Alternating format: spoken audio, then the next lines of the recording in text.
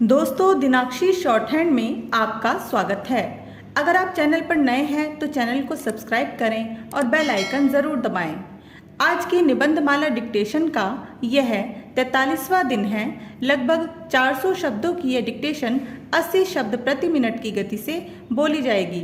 अगर आपको इस डिक्टेशन के एडवांस आउटलाइंस और वाक्यांश की आवश्यकता है तो आप हमारा पेड बैच ज्वाइन कर सकते हैं। हमारे पेड बैच को ज्वाइन करने के लिए आप डिस्क्रिप्शन बॉक्स में दिए गए मोबाइल नंबर पर व्हाट्सएप कर सकते हैं। तो चलिए डिक्टेशन को स्टार्ट करते हैं। डिक्टेशन स्टार्ट होगी 5 सेकंड बाद। Ready, start. मनुष्य एक सामाजिक प्राणी है। सामाजिक संस्थाओं के संपर्क में आकर वह विभिन्न प्रकार की सामाजिक क्रियाओं में भाग लेता रहता है। मनुष्य के इस समाजीकरण की प्रक्रिया में परिवार, पड़ोस, स्कूल, समुदाय इत्यादि का व्यापक प्रभाव पड़ता है।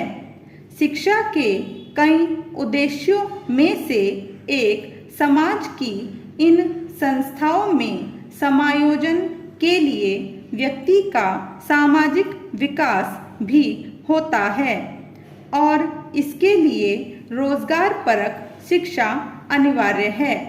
यदि शिक्षा रोजगार की आवश्यकताओं को पूरा करने में असमर्थ हो तो ऐसी शिक्षा का कोई औचित्य नहीं रह जाता। महान विचारक प्लेटो ने कहा था, जिस दिशा में शिक्षा व्यक्ति की शुरुआत करती है उसी दिशा में जीवन में उसके भविष्य का निर्धारण भी करती है।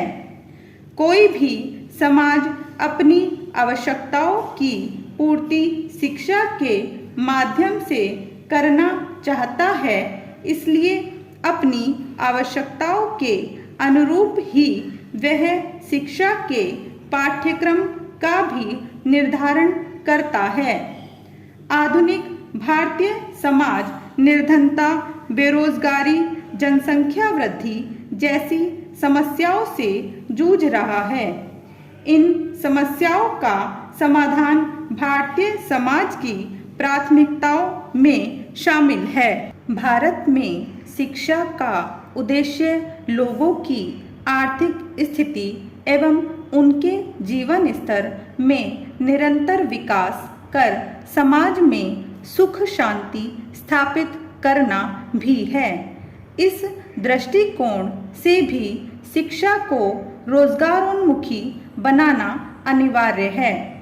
केवल पुरुषों को शिक्षा प्रदान कर देने से समाज का पूर्ण विकास संभव नहीं।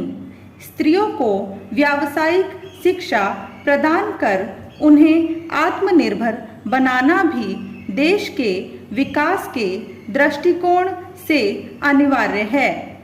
अर्थ की प्रधानता के साथ साथ विज्ञान एवं प्रौद्योगिकी के इस युग में मानव को भी संसाधन की संज्ञा दी गई है, क्योंकि विज्ञान एवं प्रौद्योगिकी के साथ साथ आर्थिक विकास में मानव प्रमुख संसाधन की भूमिका निभाता है।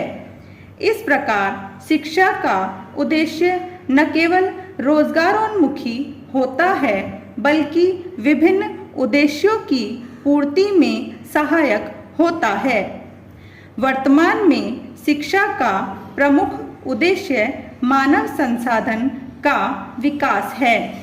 मानव संसाधन विकास के अर्थ में ही मानव का शैक्षिक, आर्थिक, तकनीकी, व्यावसायिक इत्यादि विकास भी समाहित है। इसलिए अब शिक्षा के पर्याय के रूप में मानव संसाधन विकास पद का प्रयोग किया जाता है। प्राथमिक शिक्षा, माध्यमिक शिक्षा, उच्च शिक्षा, प्रौढ़ शिक्षा एवं दूरस्थ शिक्षा सब मानव संसाधन विकास के ही साधन हैं। यही कारण है कि संयुक्त राष्ट्र के वर्ष 2030 सतत विकास के एजेंडे के अंतर्गत विश्व युवा कौशल दिवस 2019 के अवसर पर शिक्षा और प्रशिक्षण को विशेष महत्व दिया गया। शिक्षा का प्रमुख उद्देश्य सामाजिक आवश्यकताओं की पूर्ति करना है, इसलिए शिक्षा का उपयोग सामाजिक विकास के साधन के रूप में किया जाता है। स्टॉप।